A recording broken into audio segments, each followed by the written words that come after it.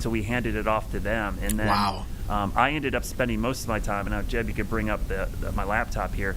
So if you watch the Netflix documentary, you'll see this. This is the Hyatt Regency ballroom. This is where I spent the storm.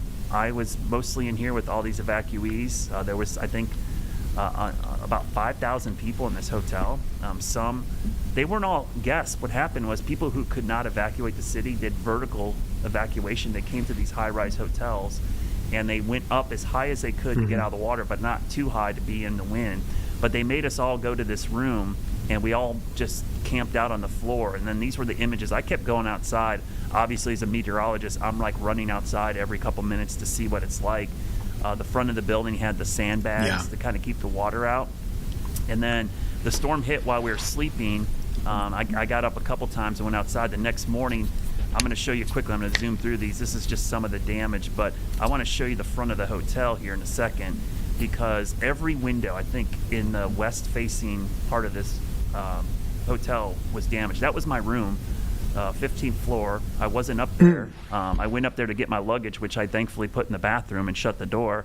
But that was the view out my window, which was broken, and that was the Superdome right there. We went back down the stairs. That was the elevators. There was water pouring down. I don't know if you can tell there, but water pouring down from the roof.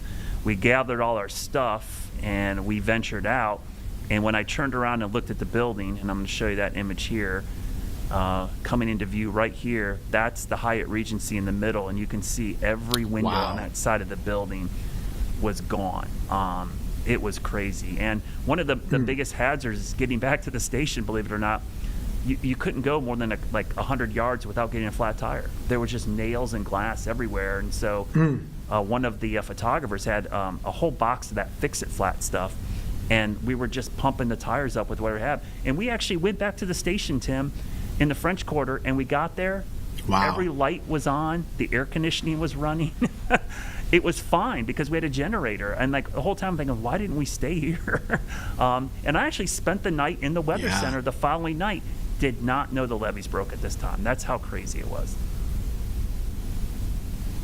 It's amazing. You know, it seems like Katrina actually moved a little bit more quickly than a lot of other hurricanes do. It kind of came in and got out. But hurricanes are the one weather event where there's a before and there's an after when they really hit. And you've just shown us the before and then the after. There is no pre-Katrina New Orleans anymore, just as if with Helene up in the mountains, there's a before and there's an after. And we'll see a lot more of that tomorrow on the special. Yeah, and I'll leave you with one last picture here. So this was the next morning after I spent the night in the weather center. That water down on the street, which you can see, was the first time I noticed water, and I asked myself, where was that water coming from? And about 30 minutes later, we got the call that levees had broke. And I noticed that water, Tim, the next morning. I was like, where's this water coming from? Because it hadn't rained in like 24, 36 hours. I'm like, why is there water pouring down the street? And that was like the first sign to us that something had happened. So tomorrow, tune in. We're doing 2 hours of this. WWL is going to give us some coverage as well. And we're going to talk to John Gum, who was a meteorologist that I was going down to help replace because his wife was going into labor. His story's crazy in and of itself. He's trying to cover the storm, Tim. His wife gives birth 24 hours, and then he's got to evacuate a newborn and his wife during the middle of the storm. It's crazy. Gosh. Looking forward to seeing that. It's special. All right, guys, stick around. Colin is coming up next with more Impact News, and stay tuned for that Katrina special tomorrow at 6:30.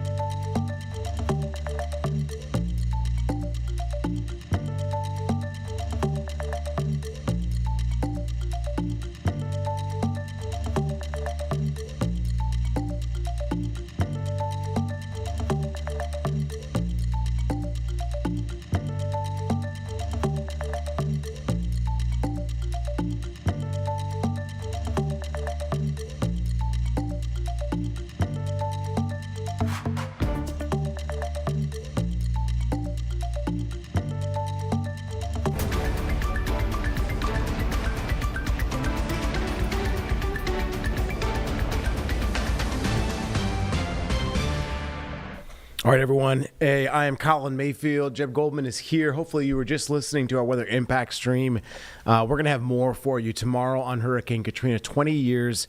I know Brad obviously has his own discussion and stories with it, but there are so many people, not only just here in Charlotte, that have moved from New Orleans over the last couple of years, but me, myself, and some of the family members that I have on my dad's side had to go through that as well. And really going to have an awesome tribute to the people that were lost and to the storm in general come tomorrow at 6:30 here on WCNC Plus. So watch out for that. We do want to get to the update from Minneapolis police on just the horrible and horrific shooting that happened at the Annunciation Catholic Church yesterday. Another mass shooting. 2 children, small children, were killed, 8 and 10 years old. Cannot imagine what those families are going through at this moment tonight. So let's go to some of the comments made by the police chief earlier today and an update from the shooting. O'Hara, B-R-I-A-N, O''H-A-R-A. I am the Minneapolis police chief. This has been a very difficult week for our community here in Minneapolis. As we continue to move along this difficult path of healing, I want the community to know that even in the face of evil, the Minneapolis Police Department and all of our law enforcement partners collectively stand together with you. We stand with our families that have been affected by this senseless violence, as well as with the parish community. We will continue to be here for all of you. The men and women of the Minneapolis Police Department who responded yesterday did not hesitate. At 8:27 a.m., 911 began to receive initial calls of shots being fired. By 8:31, a Minneapolis police officer in a regular uniform with no helmet, no SWAT gear, ran into the church and was met by a parishioner who directed him towards where the gunman had been. The parishioner later told me that was the first time that he, the children, and others there had any sense that they might be safe and survive. The members that responded yesterday exemplified the motto that is on the Minneapolis police squad cars: to protect with courage and to serve with compassion. All of our law enforcement partners, first responders, and many children, members of the school staff, and parishioners of Annunciation Catholic Church all showed incredible courage yesterday in the face of unspeakable horror. As the investigation continues, we will continue working alongside our county, state, and federal law enforcement partners as we continue to be critical as we piece together exactly what happened. At this time, we have identified a total of 20 victims that had injuries resulting from gunfire, including the 8 and 10-year-old who were killed yesterday. 15 of the injured are children between the ages of 6 and 15. 3 of those injured are adults in their 80s. Those who remain hospitalized need all of our support as we continue to pray for a speedy recovery for all of our victims. During the processing of the scene at Annunciation Church yesterday, 3 shotgun shells were recovered, along with approximately 116 rifle rounds. 1 live round was recovered from a handgun that appears to have malfunctioned as the shooter attempted to use it and became stuck in the chamber. There were 4 search warrants that were executed yesterday. 1 at the church, the others were executed at residences believed to be associated with the shooter. One of those residences was in the city of Minneapolis, a second one was in Richfield, and a third one was in St. Louis Park, which are both bordering municipalities. Additional evidence was recovered as a result of these warrants. Literally hundreds of pieces of evidence have been recovered thus far, which include electronic devices that will be further searched and processed. It now becomes our job collectively with all of law enforcement to process that evidence. And so this investigation will continue, and we will follow all of the evidence to its logical conclusion. I am aware, however, that this may not ultimately provide the answers that our public is looking for. When something terrible happens, the public expects law enforcement to provide some explanation for what happened. But the reality is, this is an unthinkable, completely senseless act. Violence perpetrated against children worshiping at Mass.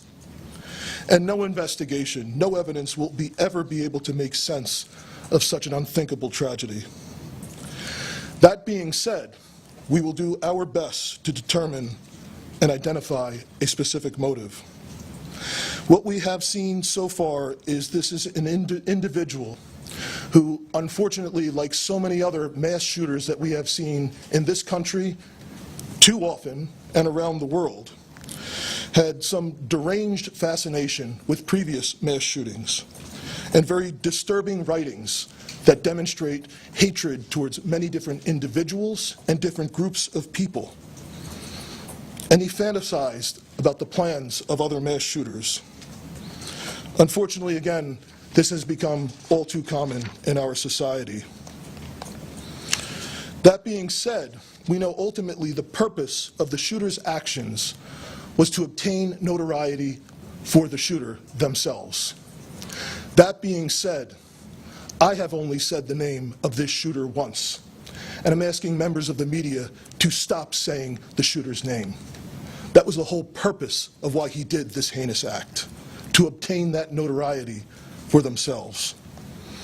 As schools in our city are beginning to start this week and next, we are working with all of our law enforcement partners, county sheriffs, state troopers, and surrounding municipalities that are helping the city of Minneapolis as we step up police presence both in and around schools and around all of our houses of worship in the city. Many of our law enforcement partners are also supplementing patrols, and we could not be more grateful. This has truly been a collective effort in partnership with our community. We also must say that we will be forever in debt to all of the doctors, nurses, and paramedics who responded, who are caring for these victims in this incident. I cannot tell you how incredibly grateful we are for all of the love and support that has been pouring in from all around the country, both for the first responders who initially responded, entered that church, and dealt with the unthinkable, and for all of the victims and families that have received that love and support as well. The Minneapolis Police Department and our community have a long road ahead of us to heal, and we need everyone to continuing to show their support after the cameras once again leave this city. I'd like to invite up the Acting United States Attorney for the District of Minnesota, Joe Thompson.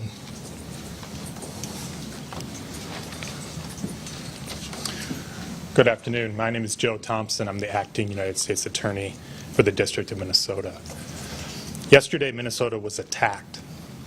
It was an attack, first and foremost, on our children and our families, an attack at a school and in a place of worship. It was also an attack on our city, our state, and our country. The U.S. Attorney's Office, the FBI, ATF, and other federal law enforcement are working with state and local partners to investigate this heinous act. Our investigation is twofold.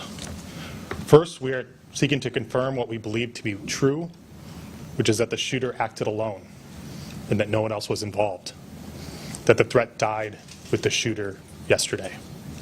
We believe that to be true, but we'll leave no stone unturned to ensure the safety of our community.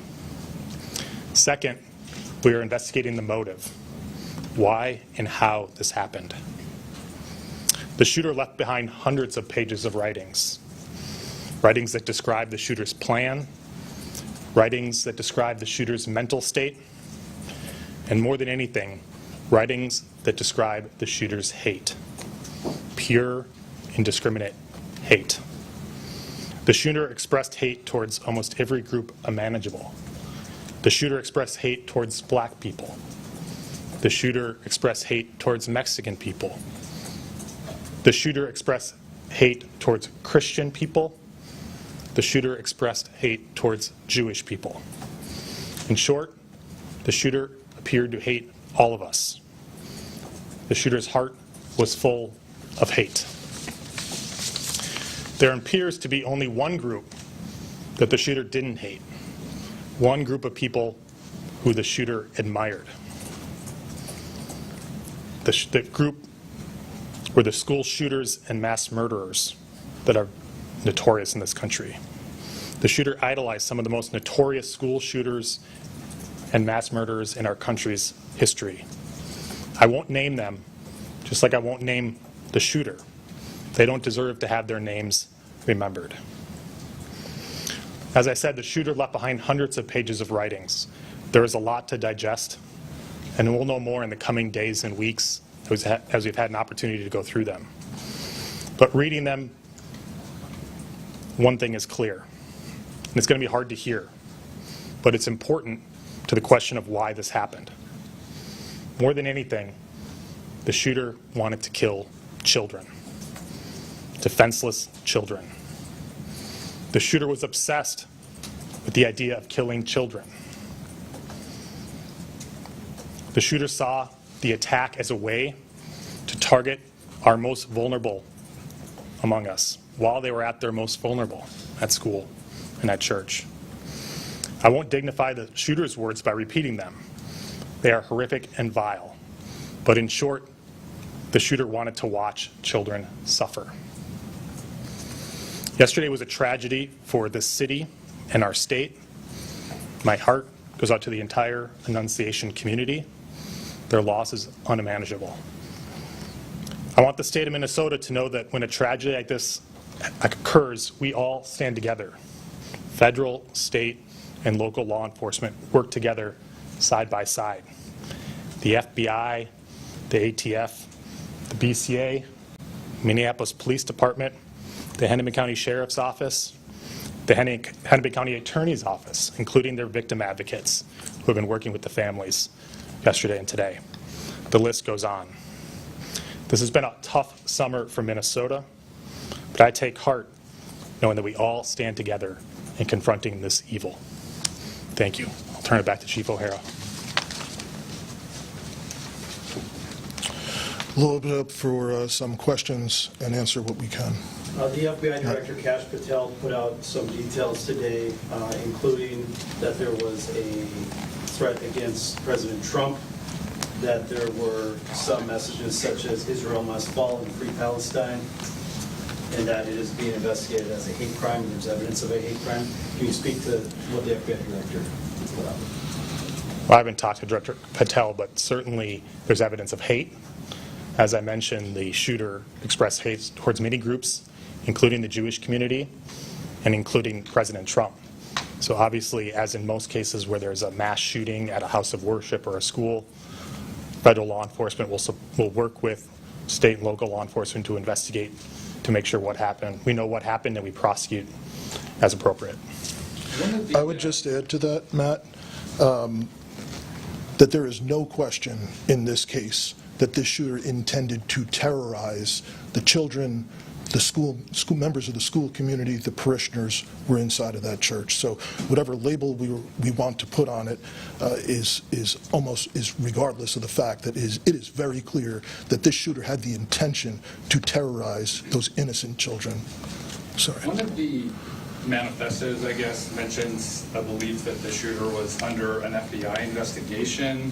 Is anyone able to say whether or not that's true, or whether this person showed up on any watch list or any federal radar at all? Yeah, we did a check of all of our holdings, the FBI holdings, and he was not in our holdings prior to this incident, so we didn't have anything on him at that time. Okay. And is there any kind of mental health diagnosis that anyone is aware of? There is no diagnosis that I'm aware of that I can share. I can tell you we are not aware of any state-ordered mental health commitments for this individual. Chief, could you talk about, we're hearing some new details come out about the moments inside the church. Yes. About the doors being locked. Yes. Protecting some of these. Could you talk to us about that? So the question was about the doors being locked at the church. Annunciation Church had a practice that once Mass began, they locked the doors of the church.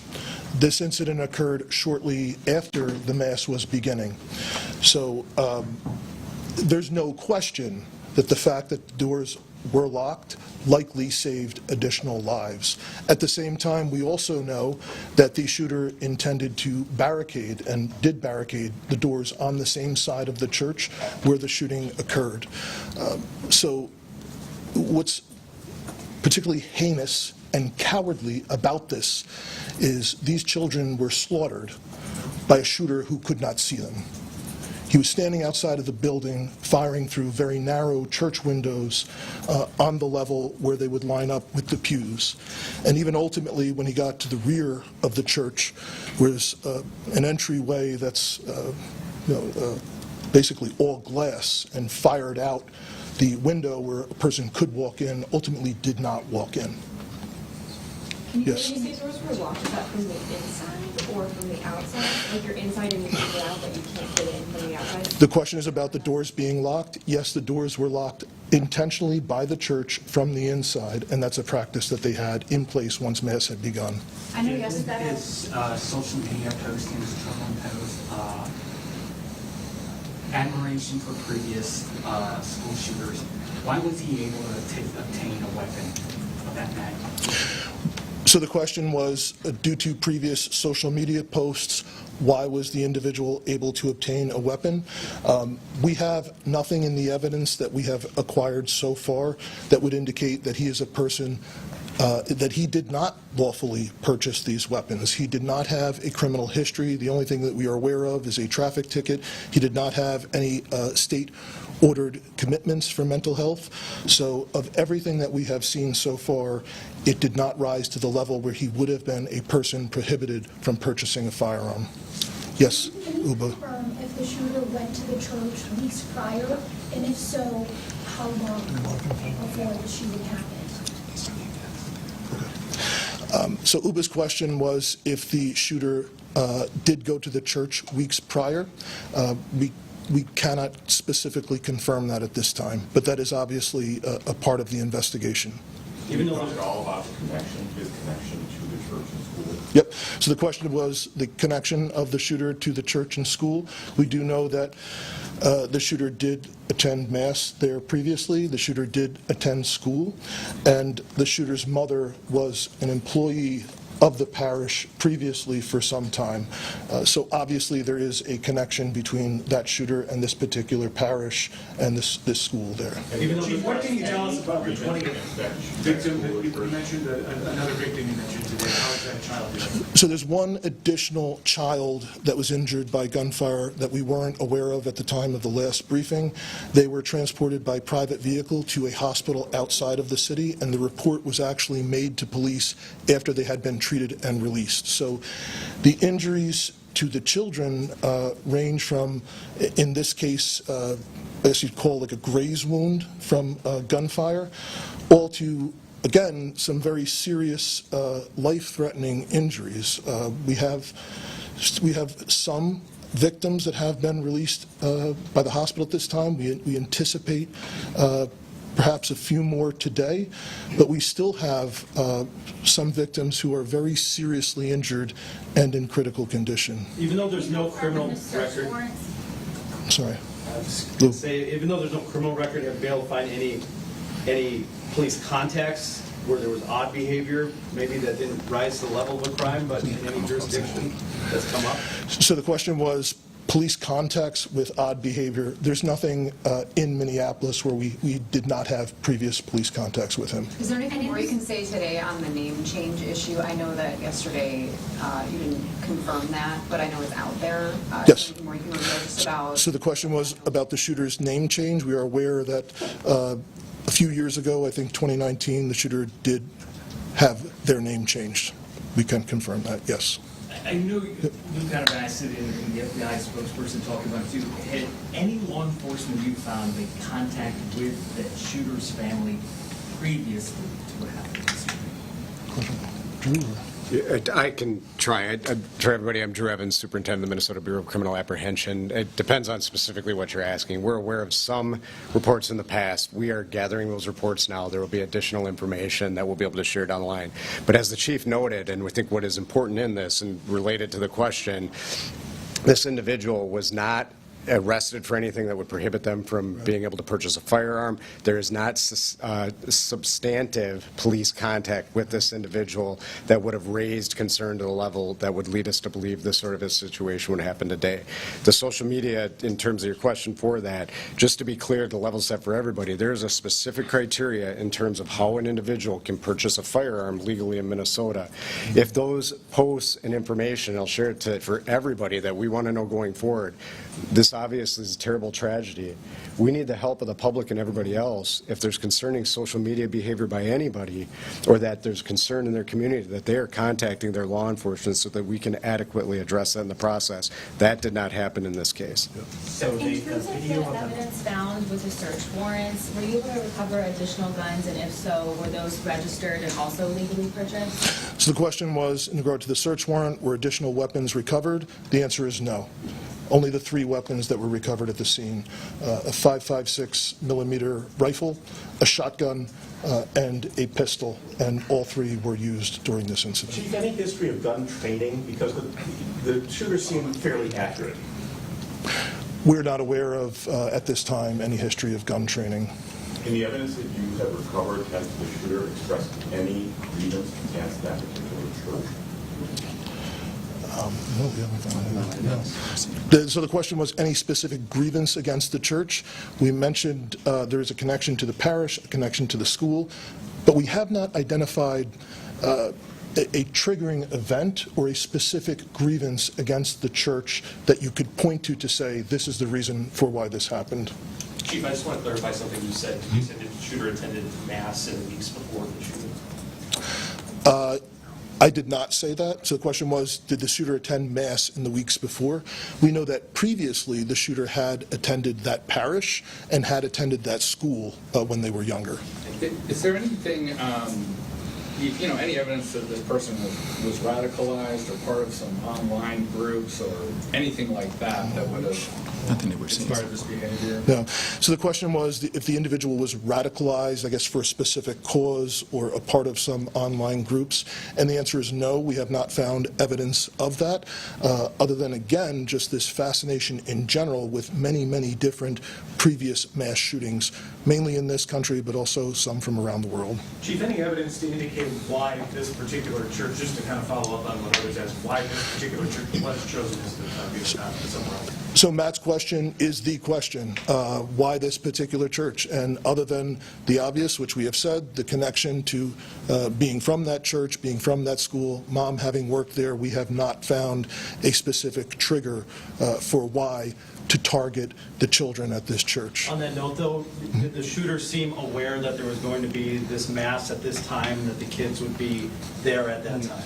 So other than the obvious that they showed up and shot. Yeah. So the question was, did the shooter be aware? Was the shooter aware of this mass at this church? The answer would be yes. This was a daily mass, but this was special in that the children were attending to celebrate the first week of school, the beginning of a new school year.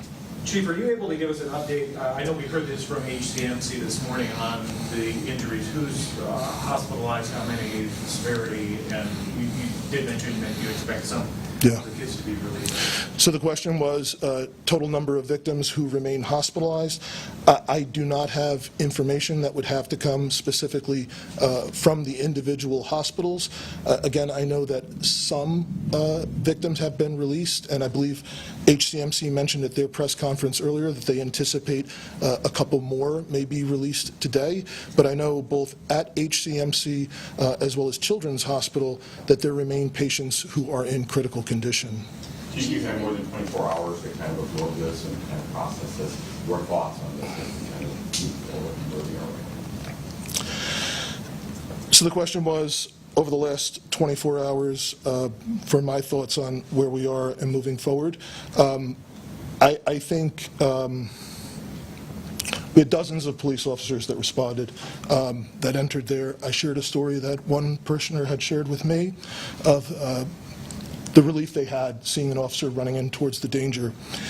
And I know from dozens of officers who did respond that ran into the church and saw the unthinkable with all of these children so seriously injured, and other children that had blood on them, from not because they were injured, but because of blood that was shared from other kids. And just how confusing it was for the officers, because no one knew if there was specifically just one shooter, if there were perhaps improvised devices that were there to go off. So I think the officers, and that were then joined by state troopers and county sheriff's deputies and all of federal law enforcement officers and others that responded very, very quickly, and I just think did an incredible job at trying to ensure that the threat was eliminated, there were no additional threats, but also trying to triage as quickly as possible and get the injured to the hospital. And I think EMS, all the first responders, did an amazing job.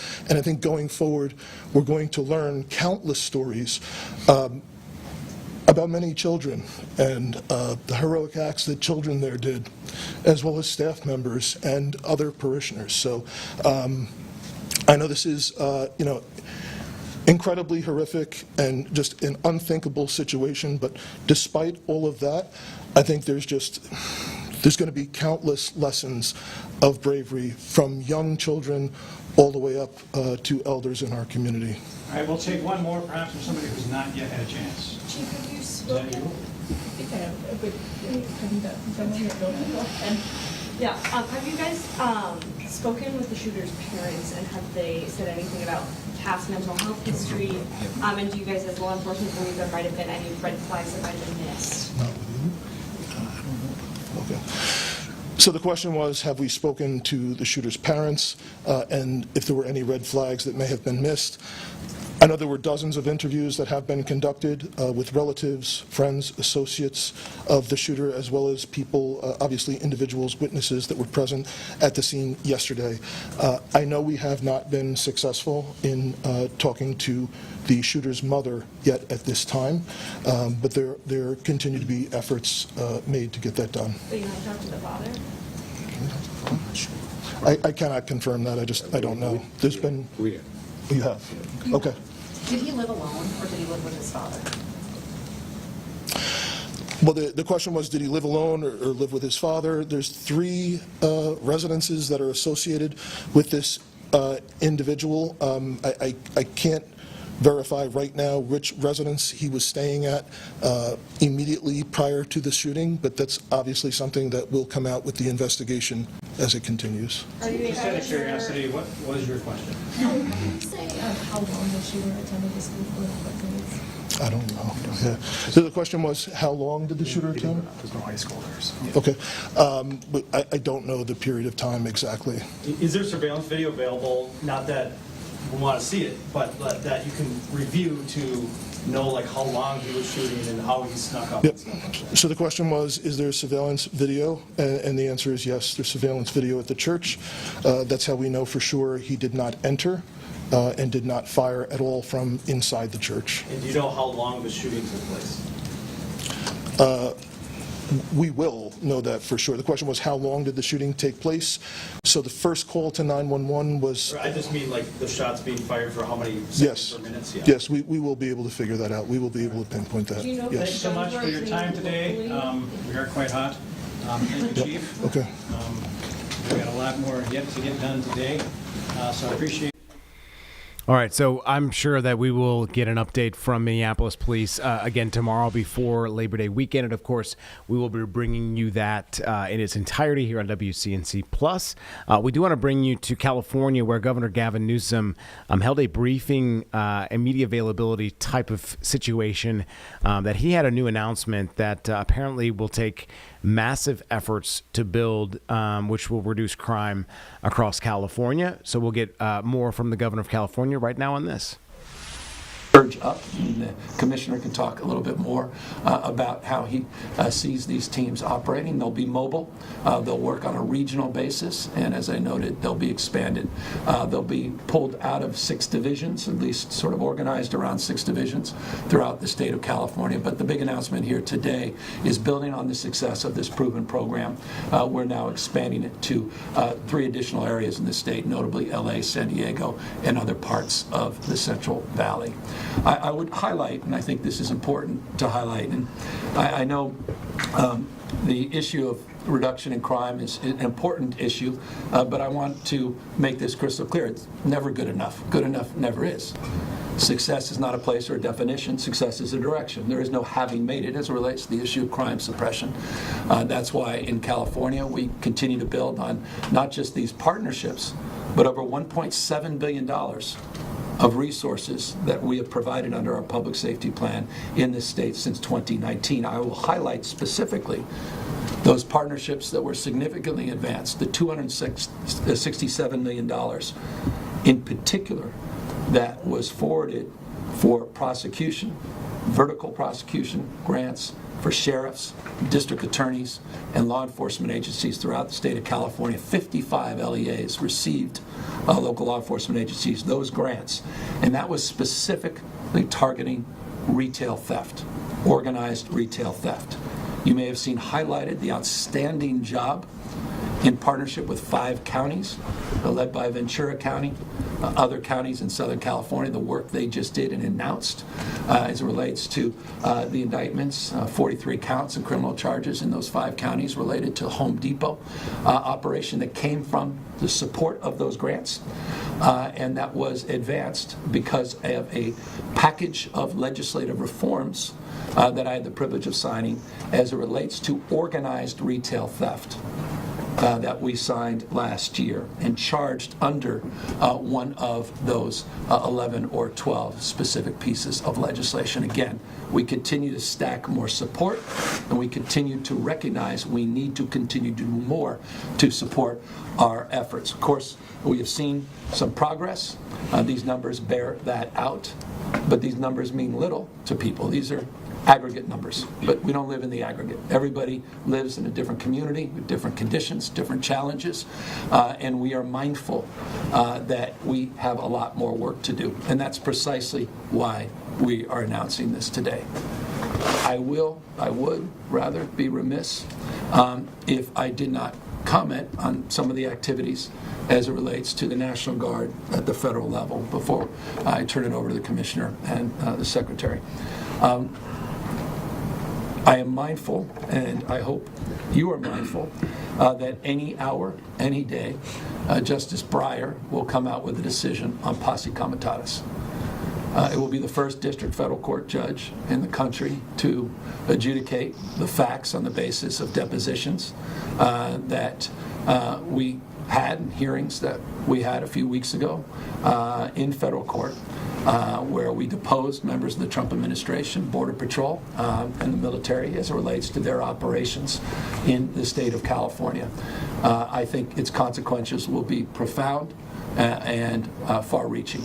We're waiting to see that decision, and we're waiting to reflect on the impact of that decision, not just here in the state of California, but the prospects, I imagine, if we're successful in our efforts in highlighting our concerns around posse comitatus, that it will find its way into the appellate court, and the impacts, of course, that could be felt as it relates to the determination of that court on the broader western part of the United States. So our mind is fixed on an issue that remains a top priority and focus for all of us. We're not naive about the challenges that continue to plague our communities throughout the state of California, and we've every Tuesday provided you the information. And I'll close on this. Many of you reported on it. Some I would encourage to take a look. But every Tuesday we highlight our what we refer to, forgive the vernacular, Takedown Tuesdays, and we highlight the progress of these existing efforts. We'll continue to do so in a transparent and forthright way as we have over the course of the last few years, but we'll do it on the basis of these renewed efforts and these significantly expanded operations throughout the state of California. Commissioner, perhaps you want to talk a little bit more about what you intend to do. Yeah, good morning, everybody. Sean Dury, I'm the commissioner with the Highway Patrol, joined with Assistant Commissioner Rodney Ellison. He oversees all field operations for the state. For us, it's simple, doing everything we can in our power to make California the safest place to live, work, and travel. We are all Californians. We live in the communities that we serve, and we want to be out there serving the people of California. As the governor noted, we had the full-time crime suppression team in Oakland that has been extremely successful. And nobody knows that better than the people of Oakland, the communities of Oakland, who thank these officers every day for the work that they're going there and doing. The numbers speak for themselves. We have part-time teams currently in Kern County. We have a part-time team currently in San Bernardino County. Our plan moving forward is to make those teams full-time, bifurcate the team in Kern County, service Fresno, open up a team in the Sacramento region, open up a team in Los Angeles, and open up a full-time team in San Diego. These teams, as the governor noted, will range in size from a floor-level buy-in from 12 to 15 officers. Those numbers will grow depending on the size and scope of the operation and the need of the community that we're working with. We're very grateful, and I want to recognize our partners with the local allied agencies. Many of them have reached out to us and asked us for this help. We look forward to partnering with them. We look forward to serving the specific needs of the communities, whether that's open-air drug markets, whether it's street racing, whether it's auto theft, drugs, whatever it is. Finally, I just want to thank the men and women. I want to make this distinction. The people that we put on these teams volunteer for these teams. They come from the communities. They take this very personal. I want to give a shout out to the men and women of the Highway Patrol. We set a goal this year to remove as many crime guns, illegal guns from the streets that we can. The highest year we've had to date with the Highway Patrol hovered around 2,100. Year to date this year, we're just at 2,500 crime guns that they have removed from the streets. On top of that, almost 1,100 pounds of fentanyl, illegal drugs that are polluting our communities. And so to the men and the women of the Highway Patrol, I say thank you. To the governor, thank you for the support, the confidence. To our teammates and the local allied agencies, we look forward to working with you. I appreciate it, Commissioner. And Tokes, perhaps you can update some of those coordinated operations. You're also doing a lot of work, continue to do a lot of work with cities and counties as it relates to encampment cleanups and quality of life issues. Absolutely. Good morning, everybody. Thanks for taking the time to be here. Just two really quick points. Number one, I want to thank the governor for his continued support and leadership on this issue. He's, every single time the CHP has reached out for support and come up with a new idea, or he comes up with a new idea, we're able to move it forward, and the evidence is there that it's making a difference. So thanks to the governor, and thanks to Commissioner and Commissioner Rodney as well for all your support in moving a lot of this effort forward, and for the governor's continued leadership. Number two, even though the governor said in his comments we don't live in the aggregate, look, his team, my team, spent a lot of time looking at the data. And when you look at this data, it clearly shows a lot of the efforts that he's been leading, Commissioner's been leading, it's making a difference. That chart he showed, Oakland, San Francisco, crime down. Overall as a state, violent crime is down in 2024, 4.5%. Property crime is down 8.5% across the state in 2024. As the Commissioner noted, it's not just he and his teams. Those allied agencies obviously play a significant role in driving those numbers down. So I think it's just important to note that even though the governor is being bashful and saying, you know, we don't spend all our time here, our teams do. The people in the community should be feeling that impact of improved safety out there, no doubt. But to the governor's point as well, these issues related to crime are very much connected to what our streets look like. Not only do I have the responsibility to support Commissioner Dury, also have oversight and support of Caltrans as well. Caltrans has a big responsibility in making sure that our rights of way, more than 50,000 miles in the state, are clean and open and safe. and dealing with issues related to people experiencing homelessness and encampments and litter, Clean California, all those things, Governor's spearheaded to levels that we've never seen before in a state in his tenure with funding and policy support.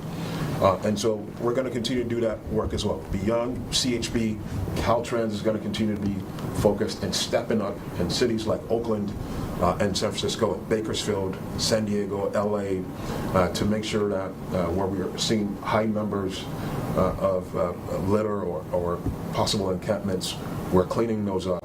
And not just cleaning up encampments just to disperse people, but to make sure that they have long-term housing and care that they need as well. It's very, very important in the work that we do. We're not just going out there and cleaning up our sidewalks and clearing people out of the way. We're making sure they're connected to the continued services that they may need as well.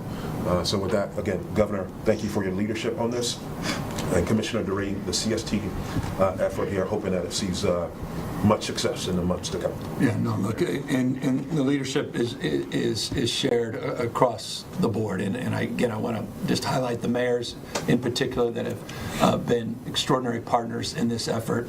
And it's a bipartisan effort. We're moving in Republican communities, Democratic communities, but we're all moving in the same direction.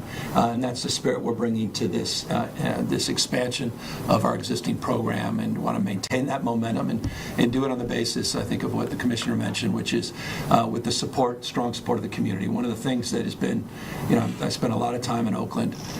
It's an extraordinary thing to walk the streets of Oakland and have people come up and say thank you to the California Highway Patrol. Thank you to the men and women of the California Highway Patrol for being there. And that's testament to the quality of the training, but also the quality of leadership. And so I just want to acknowledge the men and women that are on front lines and thank them for being extraordinary ambassadors for this program that allow us to be in this position to be able to expand it significantly across the state. With that, we're happy to answer any questions. Governor, is this in response to President Trump talking about, or is it to prevent the possibility? When President Trump talks about deploying more National Guard troops to more cities, is this part of a response or to prevent that from happening? Well, I think you can go back to your own reporting. We've been pretty consistent with these kinds of announcements.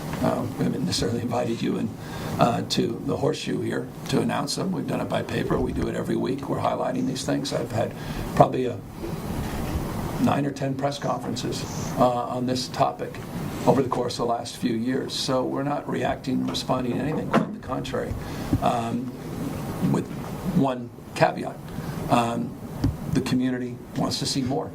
And we are trying to be responsive to the people we serve.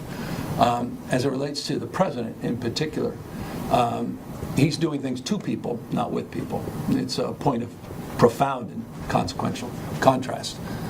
He's de facto militarizing American cities. That's why I led with the Breyer decision.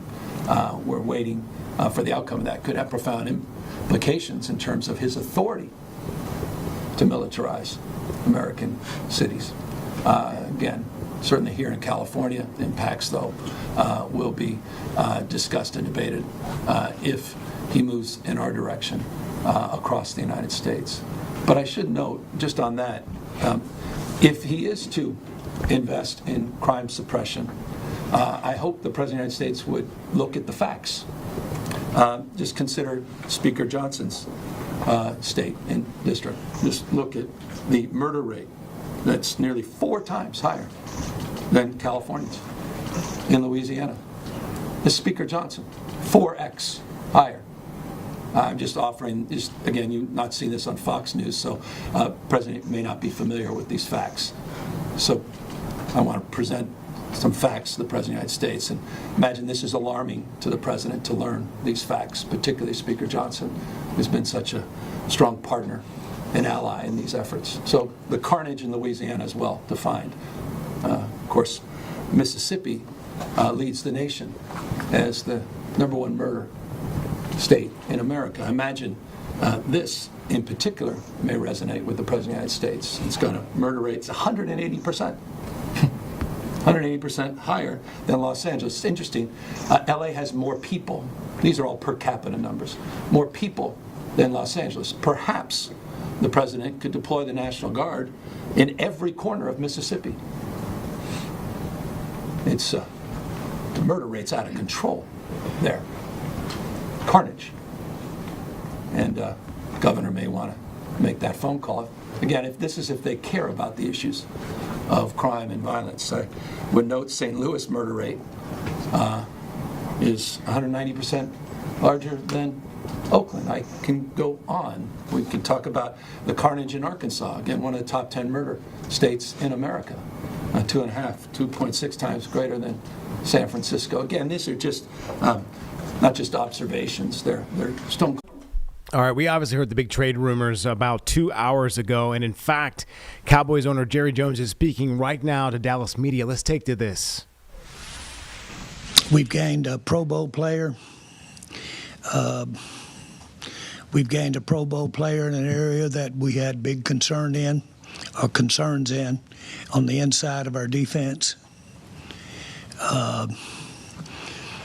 Let me go beyond your question. First of all, I want to tell you that I really like Micah. I appreciate the 4 years that we've had him here, and he's a great player. And so we are very appreciative of the fact that he's a great player. There's no question that I could have signed him in April. And so we all know that to have agreements, all parties have to agree. But this was by design. I did make Mike an offer. It wasn't acceptable, and I honor the fact that it wasn't done in the way that he wanted to do it through an agent. So he was made an offer. There's not an ounce of vindictiveness. There's no bad feelings on my part about the fact that we didn't come together on an agreement. The facts are, and we'll cover it, I'm sure, with many of your questions, but the facts are specifically we need to stop the run. And we haven't been able to stop the run at key times for several years. And when you have the kind of extraordinary pass rush that Michael had, then the way to mitigate that pass rush is to run at you. If the pass rush doesn't get you ahead pretty big time and you're playing even or behind, then you've really got a problem in stopping the run. And so we have felt as we embark on changing things. We have a coach that we're mighty proud of in Brian, and we're excited about the changes that we're making, not only in the coaching staff, but in the team. I think out of our 60 players that we would count as the actives and a percent of the practice squad, over 1/3 of those players are new. And so we are doing what I've said many times, that if you are the one that owns, and when you look in the mirror, you've got to change. And so that this was a very deliberate, as it played out, reflection on a key player that could bring us a lot of consideration. A lot of consideration now in the player that we got that can help us stop the run, and a lot of consideration in the future.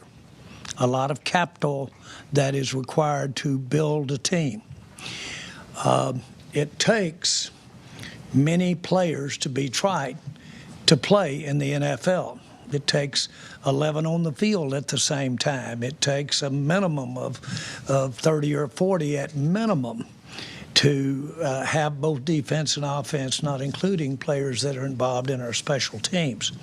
So it takes more than one. And so you do have to allocate your resources, whether it be draft picks or whether it be finances. You have to allocate those resources. There was no question in our mind that Michael could bring us a lot of resources on a trade. That has been on my mind since we hired Brian. And so there was no question.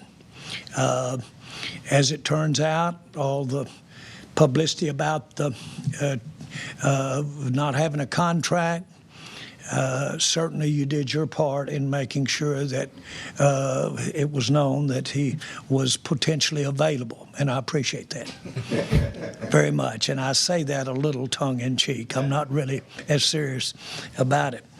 But I will say this, that it was important that we did get, if we could get it, the kind of interest that we got in making a trade for Mike. He was an asset that we got 4 great years out of. But when you are talking about making a contract the kind that he got and for the future, that's quite a commitment. And none of that counts about what he did those first 4 years. It all goes against what he can do for you in the future, the length of that contract and maybe more. Well, then you've got to really weigh how many players. And I'm just going to give you this. Not only do we immediately get a player, but those draft picks could get us, I'm talking top Pro Bowl type players, could. Not necessarily, you're going to be quick to say, you won't necessarily get those players. You got to draft them or acquire them. But they could get us as few as 3 or as many as 5 outstanding players. Now, not only do they contribute in a game that needs a lot of players on the field, not to be elementary, but they also give you better odds that they're going to be a high percentage of those are going to be available, just from the standpoint of attrition or from the standpoint of just sheer limit on how far one player can go. Very few players are Dion playing 100 plays a game out there at the time. All right, guys, we're going to go back to Governor Gavin Newsom speaking about the initiative for crime. We are going to hear from one of the MLS spokespeople here in the next couple of minutes at the top of the 8 o'clock hour to talk about Charlotte FC. Carnage. And governor may want to make that phone call. Again, if they care about the issues of crime and violence. I would note St. Louis murder rate is 190% larger than Oakland. I can go on. We can talk about the carnage in Arkansas, again, one of the top 10 murder states in America. 2.6 times greater than San Francisco. Again, these are just not just observations, they're stone-cold facts. And the fact remains, if the president is sincere about the issue of crime and violence, there's no question in my mind that he'll likely be sending the troops into Louisiana and Mississippi to address the just unconscionable wave of violence that continues to plague those states. Governor, you've talked about putting the mirror up to the Trump administration. I'm not necessarily pointing to this, but in social media with the Patriot Shop that you've established, I mean, is this a way still, though, to sort of do that? Because we've been at this, as you know. We've been to all these events for months and months. And I think we kicked this off with the AG, a few years back in San Jose. We were very vocal about the legislature moving on that legislative package a year plus ago. So I think it's a continuation of that. But I think it is important to highlight the National Guard issue. I thought it was the right question. And it's a question on all our minds. Is this America? Are we losing our country? Have we lost grip with reality? The idea that the military can be out there in every street corner in the United States of America, that people that don't look like me, the black and brown community, quite literally feeling like they're racially profiled, scared to death to walk their dogs or go to the grocery store. Even in some cases, now you're hearing more and more about it, going to the hospital to get emergency care, let alone preventative care. For that matter, even going to school or to graduation we saw last year. Funerals, weddings, events. No, I think it's important to build on what we're doing, yes, to extend that narrative, to expand our successful programs, to acknowledge we have work to do. I'm not suggesting otherwise. But also acknowledge that this country needs to wake up to what's going on, and not just the authoritarian tendencies, but the authoritarian actions by this president. This cannot be normalized. And yes, so I'm highlighting some just blatant hypocrisy. Yes, we're putting a mirror up to the lunacy that is Trump's tweets and his grift. The madness that is someone that would dress up as the Pope and tweet that out. Or put his face up there on Mount Rushmore in a Superman costume. President of the United States. So I do think it's important to put that mirror, that lens back, and have everyone reflect on it and say, well, have we accepted this as normal? Why aren't we calling this out more clearly? So extension of what we're doing, but also, yes, highlighting some of that. We know that he often, challenges facts. We saw him challenging crime data in D.C. What's the plan in place if he, obviously doesn't believe? Well, I mean, it's an administration that's always believed in alternative facts. In fact, facts don't matter, illusion rules. That's why the chatbots at Fox are so successful at night. Shape-shifting, facts don't matter. They flood the zone with narrative. But facts are stubborn things. And the fact is, Mississippi, I mentioned Arkansas. How about Tennessee? Alabama. Alabama's top 3 murder states in America. Where's the President of the United States? I thought he cared. These are his states that voted for him. His state of mind doesn't seem to be focused on the issue of crime and violence. It's about an expression of authoritarianism. He reflects and waxes, I think, 2 of the last 3 days, talking about being a dictator. I hope people pay attention. And so we are data-driven here.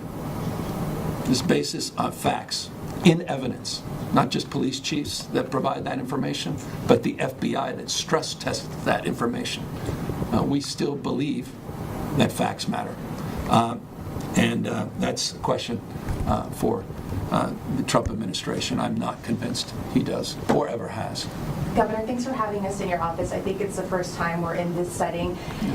Speaking of mimicking, and were you trying to resemble the Oval Office, and can you speak to this setting in particular? I don't think this comes close, but I appreciate it. What was behind it, you wanting to do it? No, I mean, we were going to go down to the second floor for all of you insiders. I've never been inspired by that place, so and so I thought it would be nice just to mix it up a little bit. And so talk to Izzy. He had a creative idea today, and thought it'd be nice to invite some. 1 or 2 of you have been here, and I think we created animus because others weren't invited in here, so we figured it'd be easier to get everybody in. I have a question to your point about crime rates going down in some of these communities that you're deploying additional resources into. That's been an argument when it comes to where Trump has been deploying the National Guard in places where crime rates are actually going down, like places like D.C.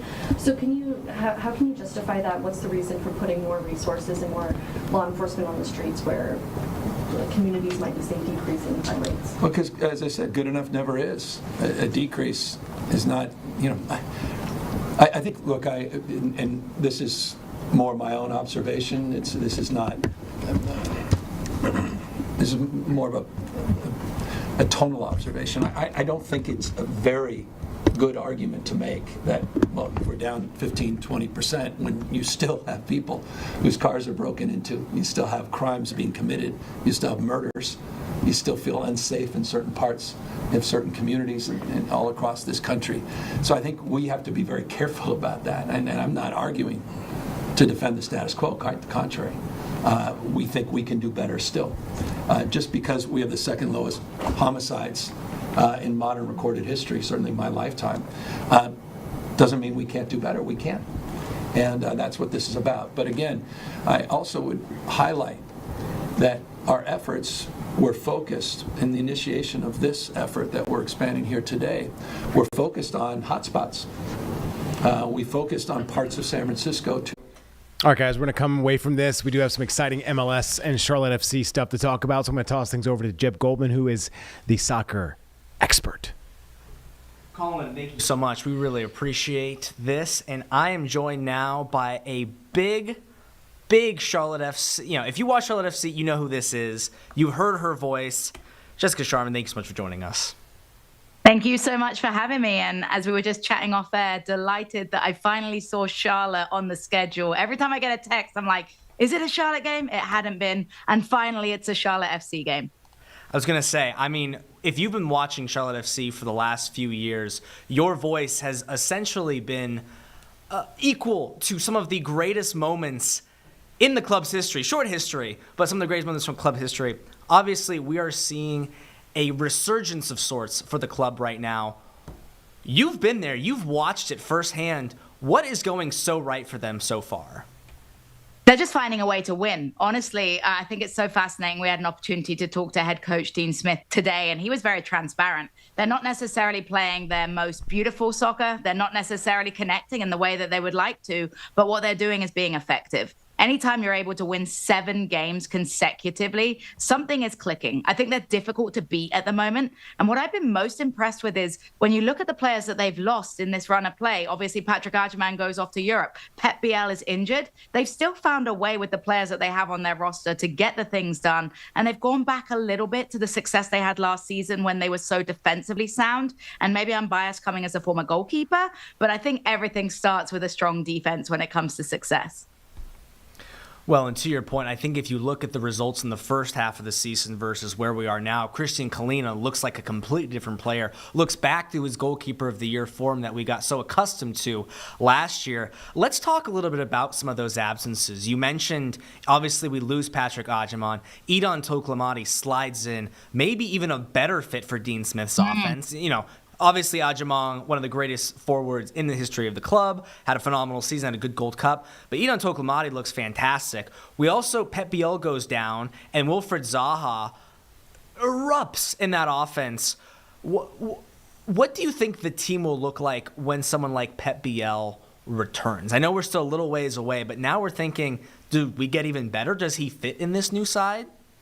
Yeah, I think he does. And I think not only does he fit on the pitch, he fits in terms of the competition. We talk a lot about competition breeding success, and there's a little thing that sometimes comes into play when you don't have competition where you may get complacent. And you talked about the Kalina resurgence. I truly believe that the couple of games that he was dropped and Bingham was allowed to play was almost like a wake-up call. Not necessarily like he needed one as a human being, but sometimes as a player, it's just a reminder that nothing is given. I think Pep Biel slots back in. They're still aiming for the timeline of Inter Miami. You mentioned Toklamati.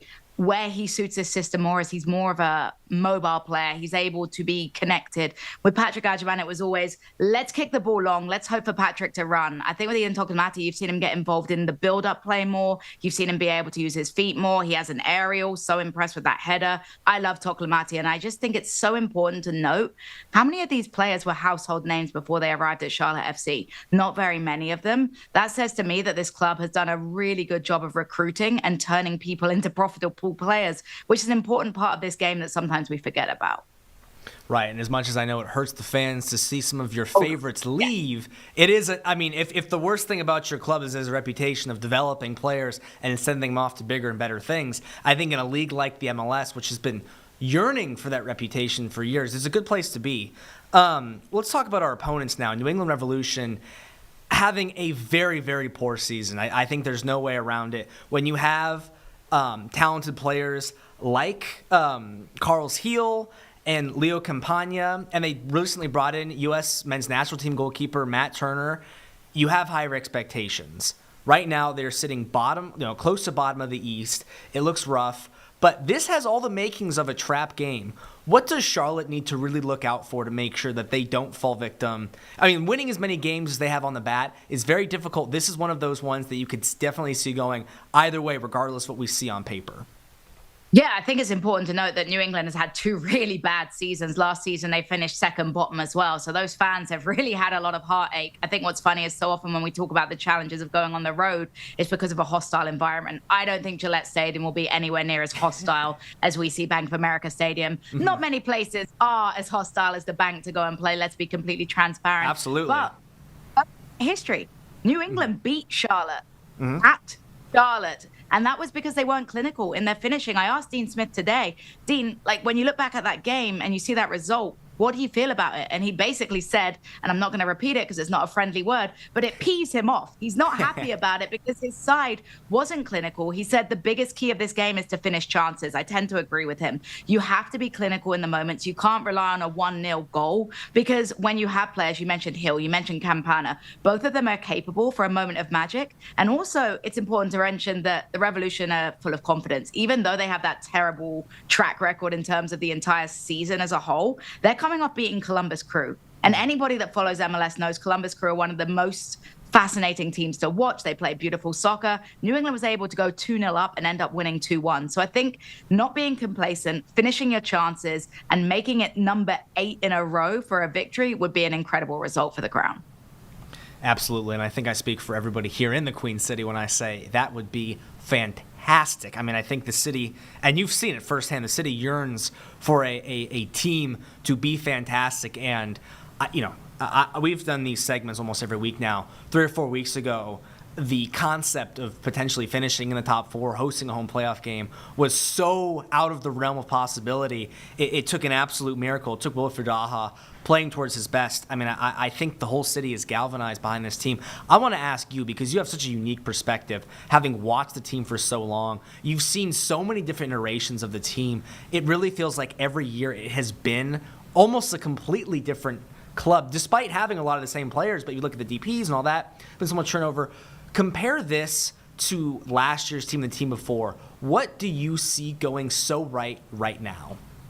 The mentality. I think that there's always been a bit of a chip on the shoulder, but now they come with experience and understanding the moments. Obviously, there were leaders like Ashley Westwood, who's been a steady presence since he arrived at the club. But anytime you hear him speak, he's talking about what they've learned, about the ambitions. And I think there's a different level of belief. And that comes with players like Zaha in the locker room. I know that he's a diversive figure at times and is quite the character, but he is such a talented player that's playing his best soccer. When you have a player like that in the locker room, you're always believing. When you've got Christian Kalina performing every single game fantastically now since this run of form, you believe. So I think there's a difference in the mentality, but also the experience. You've got a manager in Dean Smith that came over, and MLS is a different animal. As someone that had to learn MLS as a foreigner coming over, it is so different. I know people think it's the same ball game. Yeah, everyone's kicking the ball. There's 11 players on each team, but there are so many differences in the terms of the nuances of the league, the nuances on the travel. So I think the combination of experience and belief and just understanding that level of confidence, even when they were going through that rocky form, you heard that they didn't take everything to heart. They didn't give up. There was that level of belief and quiet confidence in their team. And I think there's a quiet confidence that they're going to go even further than 4th in the table. They really believe, and Dean Smith said today, a successful season is winning something. And he still believes the Supporters' Shield, that number 1 spot, if they can pick up 3 points and other results going their way, starts to look of more of a possibility. You know, we had Andrew Wiebe on the show last week, and he had an interesting take. He said that for Charlotte to make the top 4, he wanted them to win out. I have their schedule pulled up right here. And obviously we have New England. Then after that, looks like Miami, New York City, Montreal, DC, Philadelphia. Now, Miami, Philadelphia, 2 difficult games, but there's an honest chance that the Crown could win out. What do you think about those chances? Obviously, we're getting ahead of ourselves. We're speculating. Who knows what could happen? There's so much between now and October 18th. But looking at that schedule, what do you think? Dean Smith would tell us we go 1 game at a time, right? But it's hard not to look ahead. I think you look at Montreal, you look at NYC, and you think those games absolutely winnable. I think that Inter Miami is hit or miss. I mean, it's a roller coaster with Inter Miami. It's whoever shows up, however the stars go, and what rolls in your favor.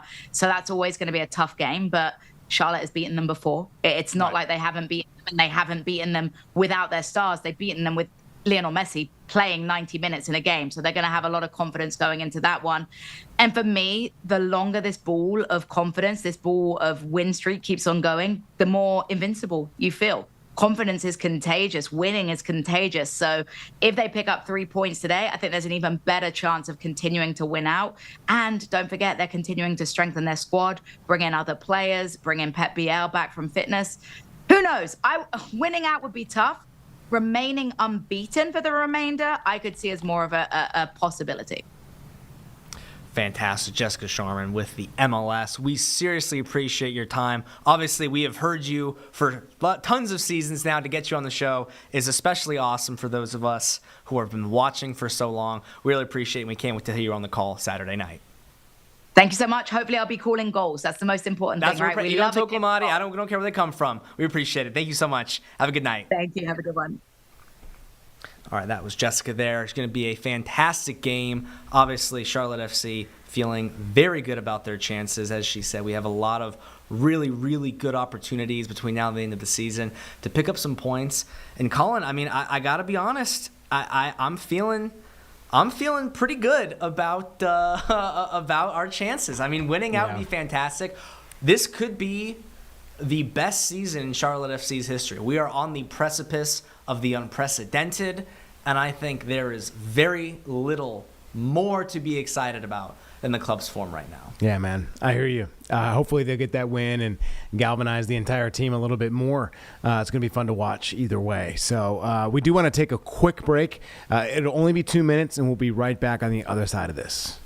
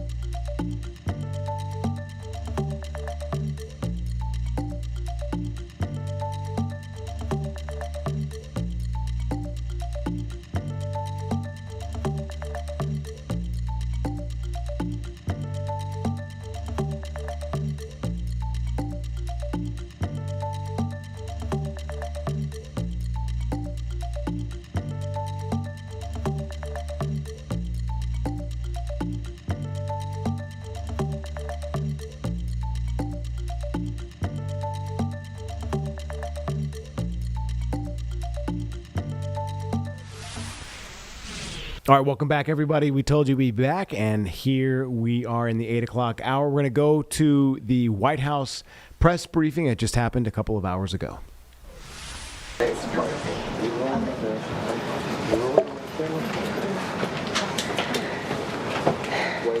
Good afternoon. Good to see all of you. I want to begin today's briefing by addressing the horrific shooting that took place yesterday at the Annunciation Catholic Church in Minneapolis, Minnesota, where a deranged shooter opened fire during morning mass, killing an innocent 8-year-old and 10-year-old. 14 other children and 3 adults were also injured during this horrible tragedy.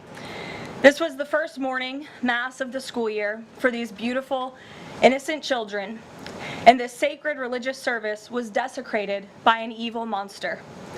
We are all eternally grateful to the heroic law enforcement officers and first responders whose courage and swift response aided all of those impacted by this horrible tragedy. As Director Kash Patel confirmed yesterday, the FBI is currently investigating this shooting as an act of domestic terrorism and a hate crime targeting Catholics. President Trump signed a proclamation yesterday following his call with the governor of Minnesota, Tim Walz, acknowledging the victims and their families and directing flags to be flown at half-mast. President Trump and the First Lady encouraged the entire nation to join all of us in praying for the victims and their families as they face unimaginable grief and loss. The White House and the FBI will continue to provide further updates as they become available. I also have a quick scheduling announcement for you today. The President will travel to New York City on September 22nd to address the United Nations General Assembly on Tuesday, September 23rd. On another matter, as Americans make their Labor Day weekend travel plans, they will be able to enjoy 5-year low gas prices thanks to President Trump fully unleashing American energy dominance. President Trump ended Joe Biden's Green New Scam policies and is delivering on his promise to make America affordable again. These savings at the pump are giving everyday American families more room in their budgets at the end of each month, which is the exact opposite of what we saw under the previous administration. And as we commemorate Labor Day this year, we finally have a president who fights and delivers for the American worker every single day. President Trump believes that American workers are the heart and soul of our economy and our national identity, which is why he's championed an agenda that puts them first always. For decades, the hardworking men and women of our country who built the greatest nation in world history were sold out by selfish, greedy, short-sighted globalists who put our country on a path to economic and cultural ruin. They hollowed out our factories and towns and betrayed the American working class by shipping jobs overseas and importing millions of low-wage migrants to replace American workers. Under President Trump, this national disgrace is over. American workers are, once again, being put at the center of national trade policy, and the dignity of American labor is being defended. As a result, President Trump has already brought in nearly $10 trillion in new private and foreign investments so that the top businesses in the world can create high-paying jobs in America and hire American workers to fill them. In fact, since President Trump took office, the economy has added more than 500,000 new jobs to the workforce. In a stark reversal from the Biden administration, all of that job creation has been driven by private sector growth, and all employment gains have gone to native-born Americans. Wages for blue-collar workers are now rising at the fastest rate in the past 60 years. And the average American worker has already seen a $500 wage increase this year alone. Thanks to the largest middle tax cuts ever signed into law by President Trump, with no tax on tips, no tax on overtime, no tax on Social Security, Americans in all 50 states will keep more of their hard-earned money. The average American taxpayer will see a tax cut of nearly $4,000 because of these pro-growth provisions, according to analysis from the Nonpartisan Tax Foundation. In other news, President Trump continues to deliver on his promise to restore law and order to our nation's capital.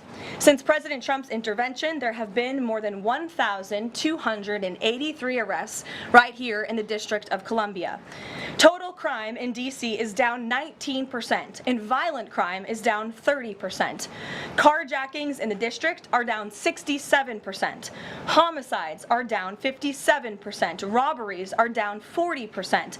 Motor vehicle thefts are down 32%. And assaults with dangerous weapons are down 23%. And property crime is down 18%. These numbers prove the president's bold actions to make D.C. safe and beautiful again are working, just like he said they would. And that's why on Monday, the president took additional action to sign an executive order taking steps to ensure that cashless bail in Washington, D.C. is eliminated. For too long, D.C.'s reckless cashless bail policies have allowed dangerous criminals to be quickly released, which endangers everyone who lives in and visits our wonderful capital. No cash bail has also foolishly forced law enforcement to repeatedly arrest the same offenders over and over again, only for them to be released back into our nation's capital. This is the definition of insanity, and the president is seeking to end it. He also signed a separate executive order addressing the crime emergency in D.C. by instructing the National Park Service to hire additional United States Park Police officers to support public safety, and directing the U.S. Attorney's Office for D.C. to hire additional prosecutors to focus solely on violent and property crimes. shooters. So while liberal Democrats across the country continue to double down on their failed soft on crime approach, the American people, including local DC leadership, business owners, and residents, are rallying behind President Trump's crime crackdown. According to new polling, 81% of Americans say crime is a major problem in large cities across the country, and a clear majority of Americans believe the president's actions are justified and necessary to reduce crime in these cities. Indu Bhatia, who runs a liquor store a half-mile from the White House here just down the street, is one of those Americans who are grateful for President Trump's public safety push. Indu recently told the New York Post that her store was robbed so many times that they had to spend exorbitant sums of money on security, jeopardizing her family's financial future.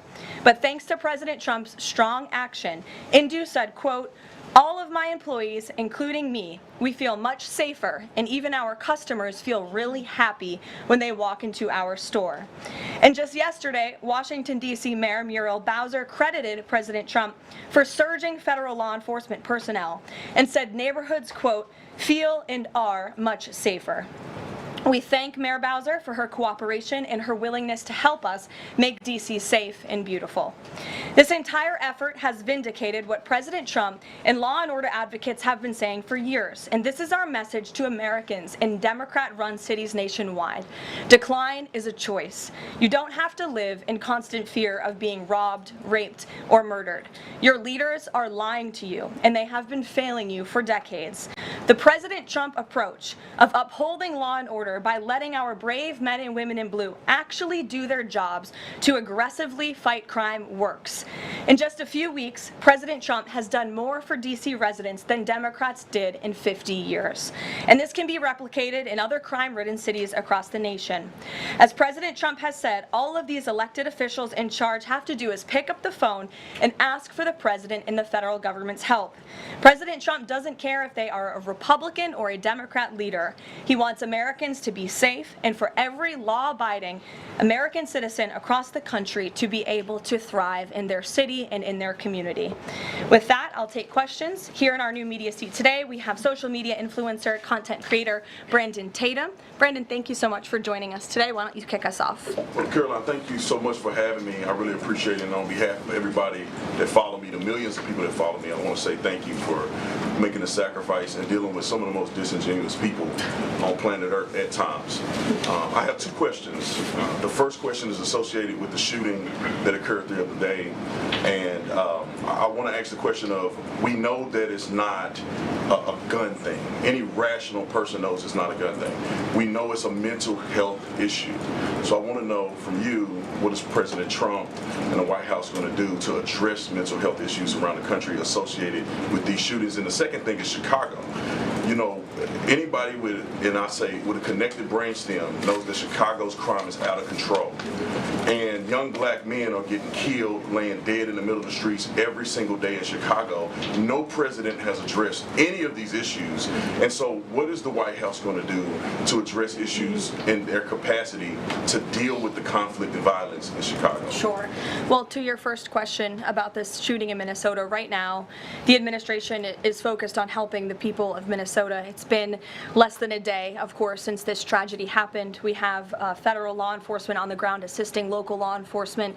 This investigation is ongoing. There's still a lot of facts to understand about these circumstances, and so we're going to continue to do that. As for Chicago and cracking down on crime, it is a priority of this administration to ensure that American cities are safe again, and I'm so glad that you brought up the crime in Chicago, because we've been seeing the governor of Illinois parading out there saying that there's nothing wrong with Chicago, it's a great place to live, there's no crime there, he doesn't need President Trump's help. Well, I think the residents of Chicago beg to differ, and the statistics beg to differ, and I'll just share a few of those statistics with all of you. For 13 consecutive years, Chicago has had the most murders of any U.S. city. This is J.B. Pritzker's legacy, by the way. For 7 consecutive years, Chicago has had the highest murder rate among U.S. cities with more than 1 million million people. In 2024, just last year, Chicago's murder rate per capita was 3 times higher than Los Angeles and nearly 5 times higher than New York City. That's more than double the murder rate in Islamabad and nearly 15 times more than Delhi. Out of Chicago's 147,899 reported crimes this year, that's how many crimes have been reported in Chicago since January 1st. There have only been arrests in 16% of them. These numbers are unacceptable. There have been more illegal guns recovered in Chicago than in New York City and Los Angeles combined. The number of reported motor vehicle thefts last year was more than double the number in 2021.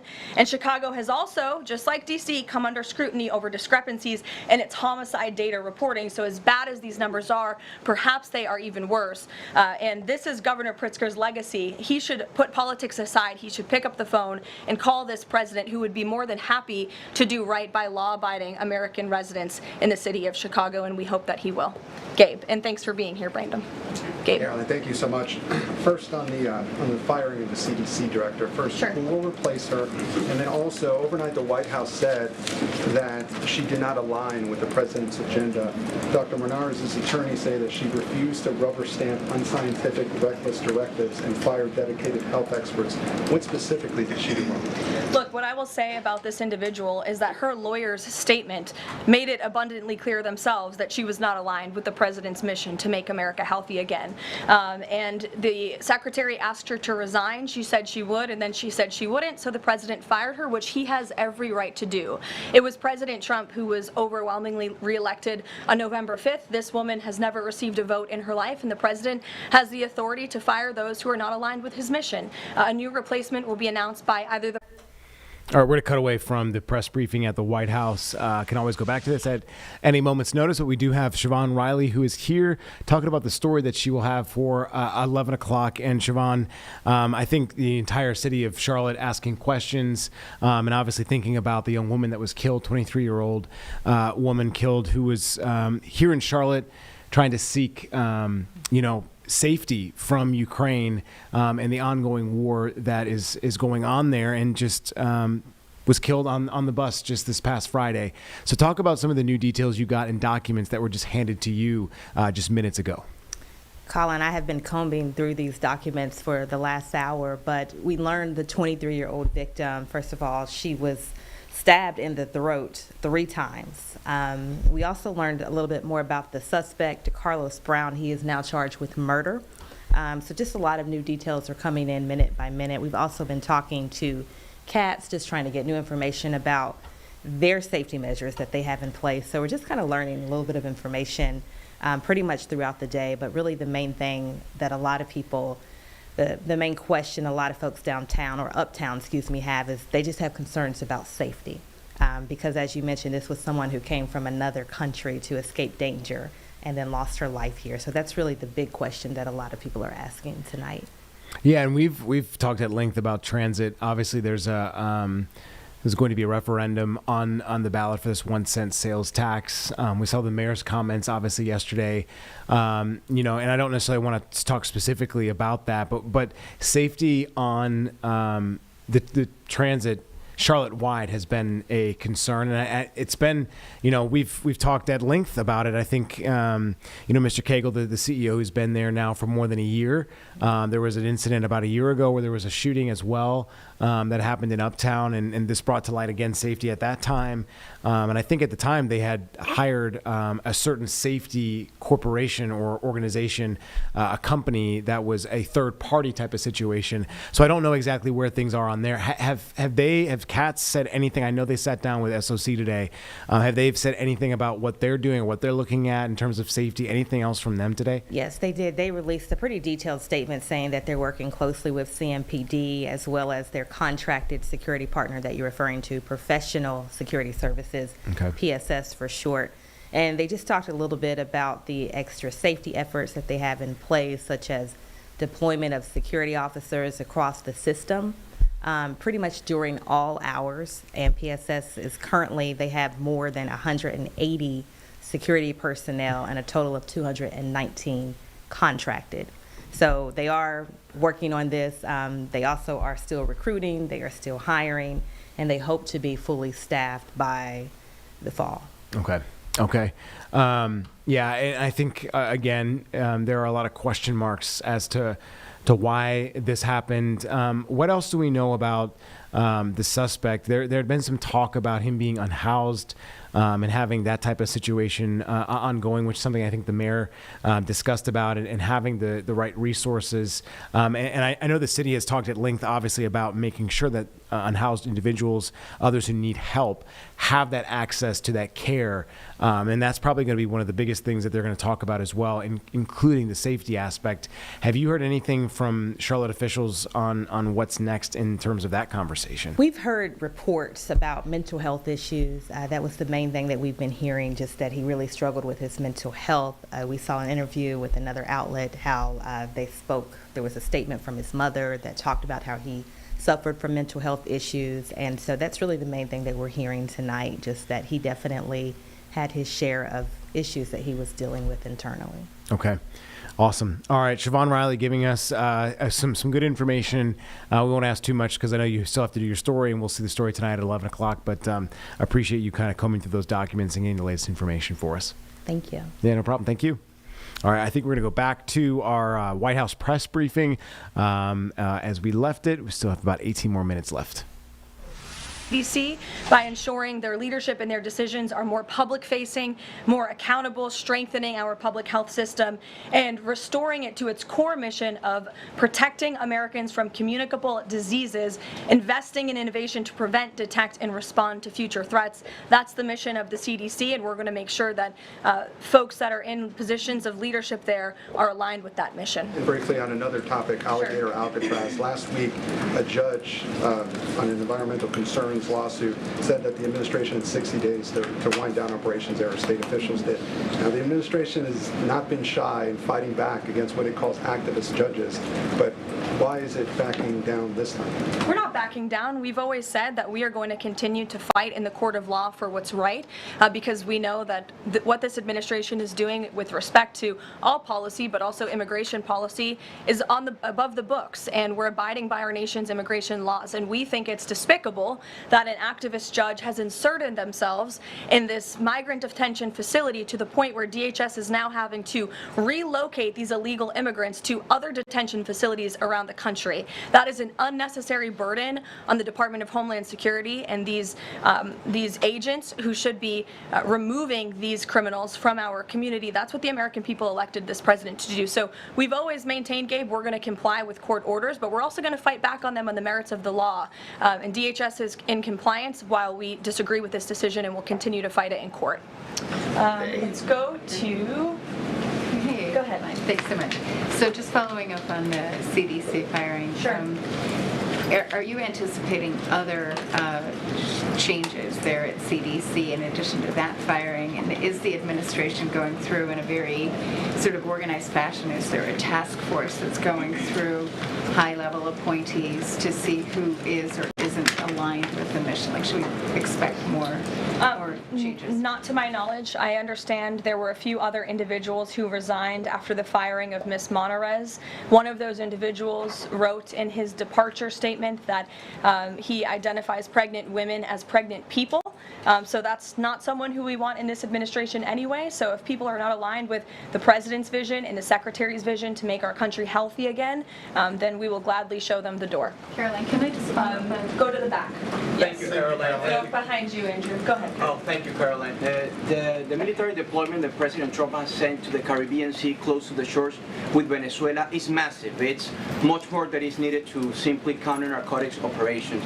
Is President Trump considering launching military strikes to military installments or facilities in Venezuelan soil? I won't get ahead of the president with respect to any military action or questions about that ever. But what I will tell you is that many Caribbean nations and many nations in the region have applauded the administration's counter-drug operations and efforts, and the president is prepared to use every element of American power to stop drugs from flooding into our country and to bring those responsible to justice. And as I've said from this podium before, the Maduro regime is not the legitimate government of Venezuela, It is a narco-terror cartel. Maduro is not a legitimate president. He is a fugitive head of this drug cartel. He has been indicted in the United States for trafficking drugs into our country, and it is the utmost responsibility of this president and this administration to prevent the illicit flow of drugs into our country and to protect citizens from those deadly poisons. Reagan. Thanks, Caroline. I have two questions for you. Sure. Democrats, including former White House Press Secretary Jen Psaki and Minneapolis Mayor Jacob Bray, attacked prayer and pushed gun control in the aftermath of yesterday's shooting. What's the White House's response to their comments? Yes, I saw the comments of my predecessor, Ms. Psaki, and frankly, I think they're incredibly insensitive and disrespectful to the tens of millions of Americans of faith across this country who believe in the power of prayer, who believe that prayer works, and who believe that in a time of mourning like this, when beautiful young children were killed while praying in a church, it's utterly disrespectful to deride the power of prayer in this country, and it's disrespectful to the millions of Americans of faith. And I would encourage Ms. Psaki to pray for these families themselves who need it right now more than ever. My second question for you is that there have been media outlets who have glazed over the fact that the shooter was confused in their gender identity. Does the administration believe that this element needs to be investigated in the shooting? All of the elements are being investigated in the shooting, absolutely. Which is why part of the reason the FBI director came out and immediately confirmed that facet of the investigation. John. Thanks a lot, Carolyn. Two questions on two separate issues. First of all, the drone and missile strikes that took place overnight in Ukraine. General Keith Kellogg, the president's special envoy, has described these attacks as egregious. Do you agree with that description, and do you view President Putin as an impediment to getting peace between these two countries? Well, it's not about if I agree, it's about what the president thinks, and I know what the president thinks because I talked to him about this. He was not happy about this news, but he was also not surprised.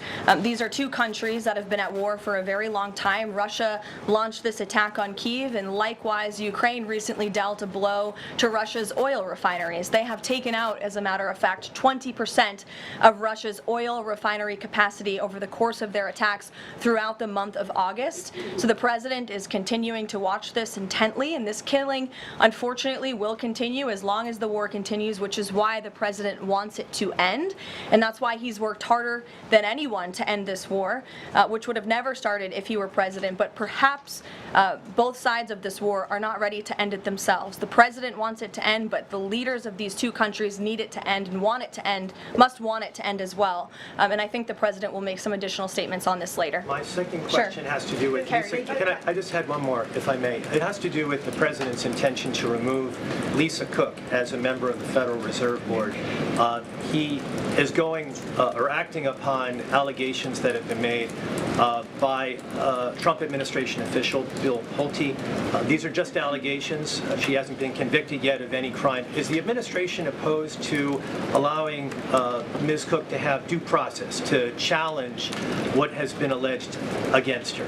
I believe she is challenging it. I believe she just filed a lawsuit today, and Mr. Pulte has deferred those allegations over to the Department of Justice to investigate them. What I will say is that you had these mortgage receipts very clearly shown to the president, and he has the cause that he needs to fire this individual. He laid it out in the letter that he provided to her and to the public as well. And so we'll continue to fight this battle. Carrie. Hi, Caroline. So the president just announced that he wants to have a convention right before the midterms next year. The DNC has countered that they too want to have a convention right before the midterms as well. What's the White House's response to that? And can you give us just a little bit of a hint or a tease here as to how the president envisions a convention for the midterms? Look, the president put out a statement on this earlier today. I'll let him speak further on the plans that he envisions, but I think he's very proud of the accomplishments and the achievements of his administration, as he should be.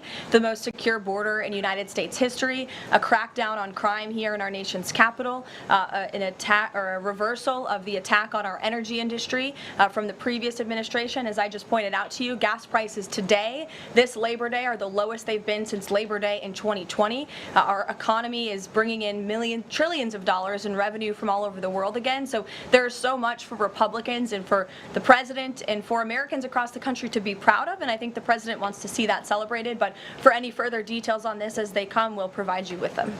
Iris. Thank you, Caroline. 2 questions on the shooting. What's the administration's message to some concerned parents across the country who might be now worried about their kids' safety in light of the latest incident? We completely and totally understand the concerns of parents across the country. This tragedy it's heartbreaking. As a parent myself, there are no words to describe just the heartbreak that these. We did just get some breaking news from Huntersville Fire Rescue right now. Apparently there's a missing swimmer on Mountain Island Lake, and there is a search ongoing right now. This is a picture from the fireboat that the Huntersville Fire Rescue is out on the lake right now, Mount Island Lake, looking for this person. They're asking folks, please give them plenty of room to operate. As we know, the sun is going down, so I assume that rescue operations could cease in the coming minutes and hours. And if we get an update on this, we'll of course let you know. But this situation, again, evolving in Gaston County right now, where a missing swimmer is being searched for on Mountain Island Lake. First responders asking for folks to give them plenty of room so they can operate and do the search. Huntersville Fire Rescue on the scene right now looking for this person. Again, we'll update you on the situation if we get any other developments. And this will go back to the White House. Possession of a large capacity feeding device, unlawful possession of firearms and ammunition. A search warrant was executed. 7 firearms were recovered, and the juvenile was arrested after an investigation was initiated based on social media posts allegedly threatening violence towards a school.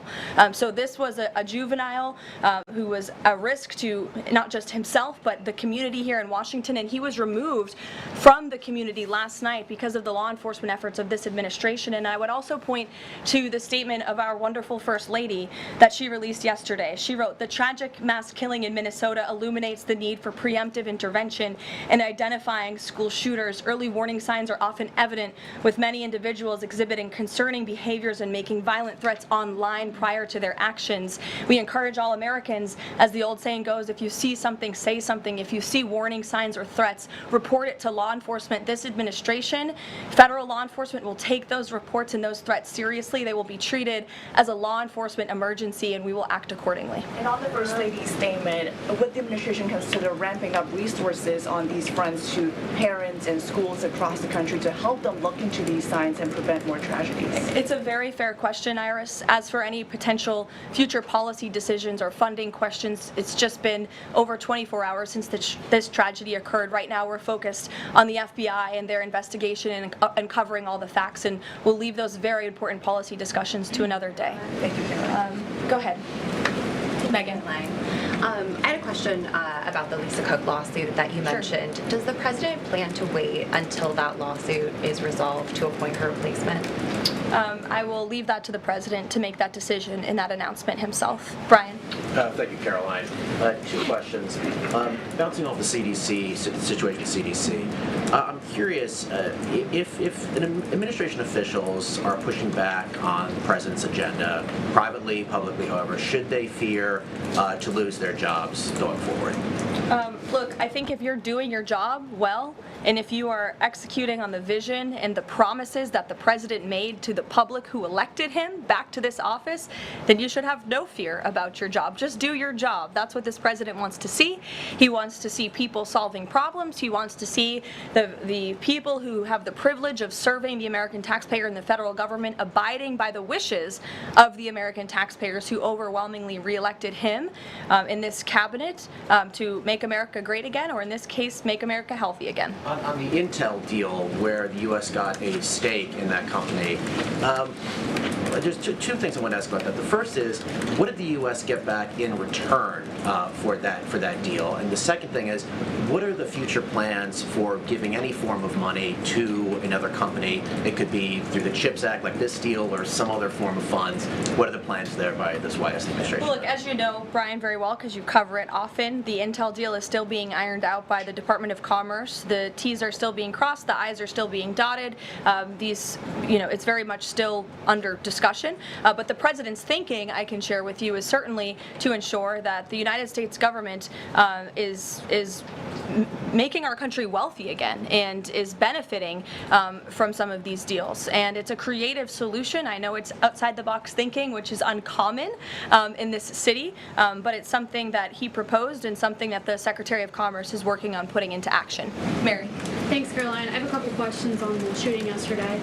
The first one, this is the second shooting involving a trans-identifying shooter who specifically targeted Christians and Catholic kids. What kind of consequences do the gender-affirming therapists, doctors, or even the parents of these shooters face after these types of shootings? Well, as for the parents and potential therapists in this case, again, all of that is still currently being investigated by the FBI. I know the Secretary of Health and Human Services this morning said that HHS is investigating perhaps links between some of these drugs and these prescription drugs that some of these minors may be taking and an increase in violence. And obviously we have mental health problems in this country that this administration and Secretary Kennedy will continue to speak out about and the work that we're doing to solve it. Thank you. And just to follow up, I've seen a lot of calls for action, among these lawmakers saying that we shouldn't just be praying. One that I've seen on the right actually is calls for the FBI to institute a new class of domestic terrorism that involves trans ideology. Is that something that the administration would support? I would have to check with the appropriate people on that. Daniel. Thank you, Caroline. We saw some new revised economic data come out today showing the U.S. economy grew at a 3.3% clip, largely buoyed by a surge in capex.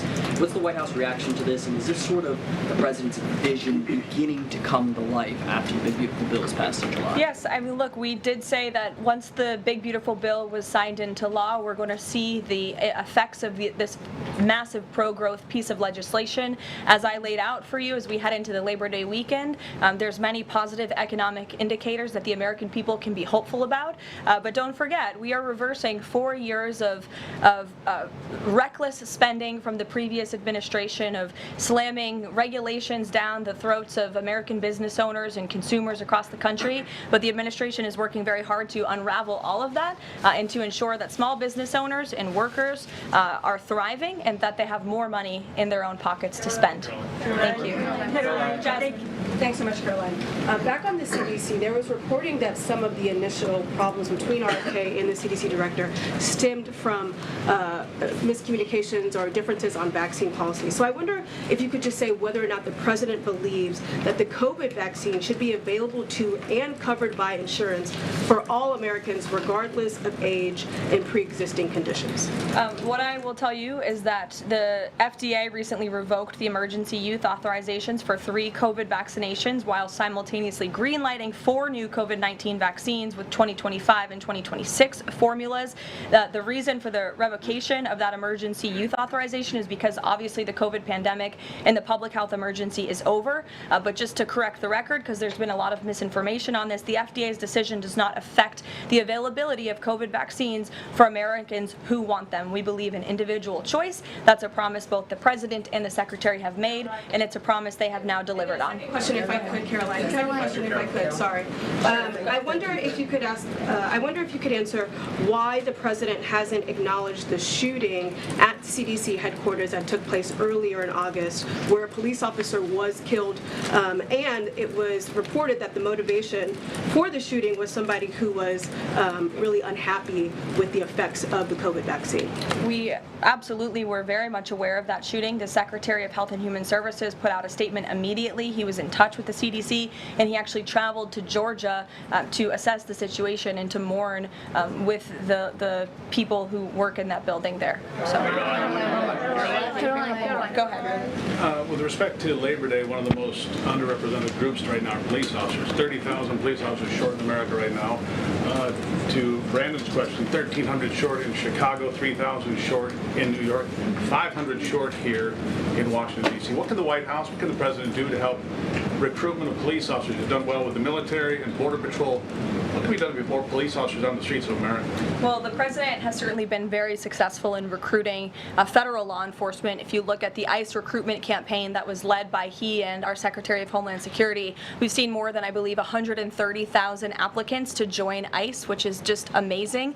There's more applicants now than there are jobs to fill, and we're very grateful for that. Clearly, Americans want to serve their communities. They just need a leader who encourages them to do so. So maybe Governor Pritzker should spend less time demonizing the police, more time trying to recruit more police, and more time trying to call the President of the United States to get crime in his city under control. The President wants to allow law enforcement, whether it's state, local, federal, to do their jobs, to arrest criminals, to put them behind bars, and to remove public safety threats from American communities. He'll continue to do that. Thank you, guys.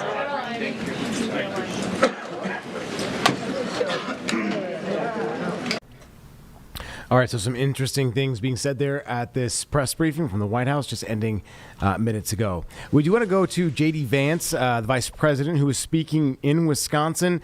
Things are ramping up there as well as they look towards the 2026 midterms. And we did want to get to this as the vice president did speak inside the state just a few hours ago as well. And a couple of them actually, and I'm not going to call them out by name, but they were selected because they're some of the hardest working and best working people in this facility. And we just want to say we're proud of you guys, proud of what you do, and proud that the tradition of Wisconsin craftsmanship lives on in this great facility right here today.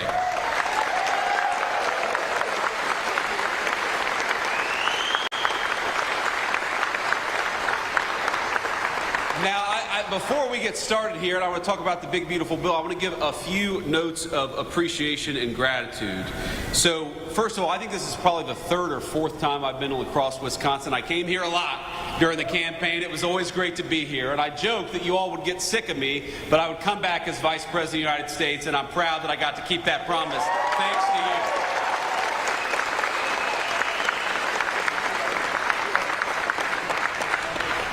So I want to thank Paul Bagnevsky. Paul, thank you so much. I got it.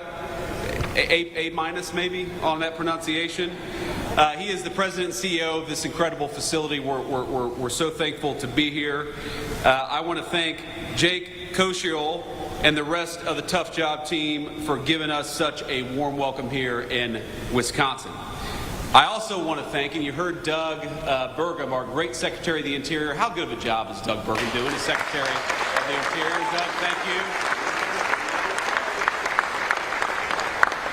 you. Doug is doing a great job, but you heard him give a shout out, and I'm going to give another shout out to the great Representative Derek Van Orden. Thank you, Derek. Please stand up. Give it up for this guy.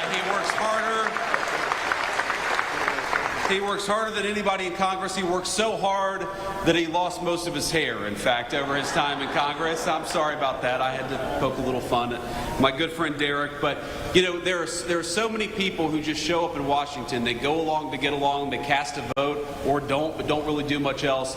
Derek is fighting every single day for the people of this district. You should be proud of him, because I certainly am. Thank you, Derek.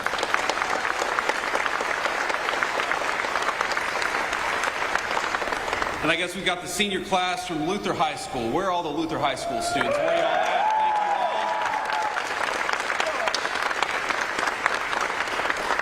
you all. Now, have you all started school yet, or are you playing hooky today? You have? Okay, good. Well, I'm glad the Vice President coming to town got you guys out of school a little bit. But let's talk about the future, because these kids are the future. We want to make sure that they have a prosperous American future to grow up in. And let me take you back a little bit to where I grew up in Middletown, Ohio, southwestern Ohio, where my papaw, and the reason I love the welders in particular, is my papaw for 42 years was a union welder at a place called Armco Steel. And when I was growing up, Armco Steel had shed about 80% of the workforce that it had employed when my papa was working there during its heyday. And unfortunately, it was one of the lucky ones, because a lot of the steel mills lost about 80% of their workforce. A lot of the steel mills didn't exist at all. And I think that what happened is that for those of us who grew up in those factory towns, we were so used to seeing those proud, big, beautiful factories, seeing the night sky lit up with that furnace. We were proud of what our parents and our grandparents made every single day. And of course, they were proud to earn the kind of a job that enabled them to provide us a good life. And what happened? Thanks to a generation of failed politicians and stupid decisions, those factories closed down one by one by one, and many of those proud towns that made us who we are, ladies and gentlemen, those proud towns became ghost towns. Well, not anymore. What the President of the United States was elected on a promise to do was to bring back American manufacturing, to bring back American craftsmanship, and that is exactly what President Donald Trump is doing every single day in Washington.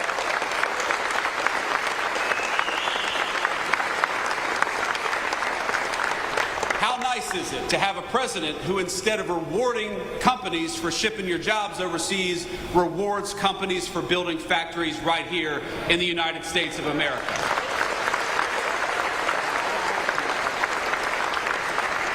How nice is it to have a president of the United States who, instead of raising your taxes, is cutting your taxes by historic margins every single day, as we just did?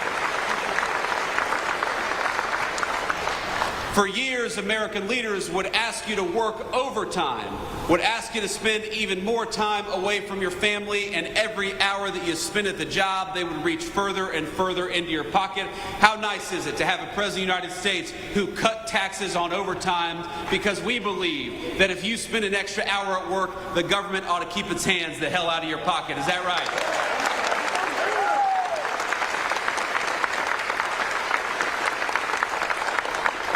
We know about 5%, about 1 in 20 Wisconsin workers rely on tips to bring home the bacon for themselves and their families. How nice is it to have a President of the United States and Republican majorities in Congress that cut taxes on tips instead of forcing our waitresses and service professionals to deal with the IRS? We ought to make it easier for folks to get by, which is exactly what we did when we cut taxes on tips, and Wisconsin families are going to be the beneficiaries.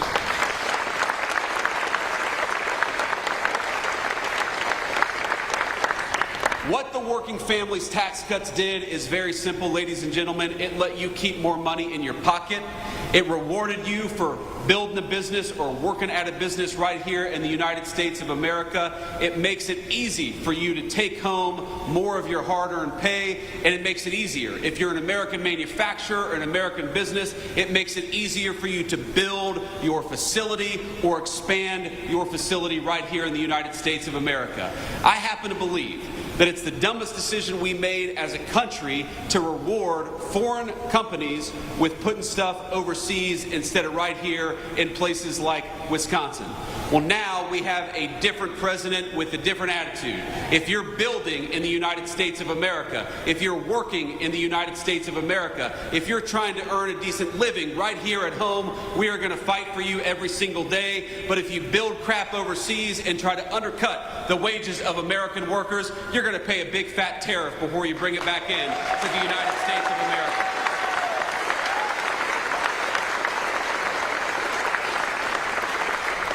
Now, I was talking with a Fox News host earlier, and I'm going to embarrass him a little bit. I'm going to make him stand up and be recognized. You guys know Will Kane. Will? A lot of us watch the show. He's doing a good job. You know, what I told Will earlier is that all these problems are interconnected. Why is it that we allowed these Mexican drug cartels to bring this poisonous fentanyl into our communities? Why is it that so many people lost hope and started taking that fentanyl? Why is it that we had a government that seemed to care more about illegal... All right, guys, we're going to cut away for the time being, and we will see you tonight at 11. Don't forget our Impact Weather Stream tomorrow. We'll look back in the 20 years since Katrina.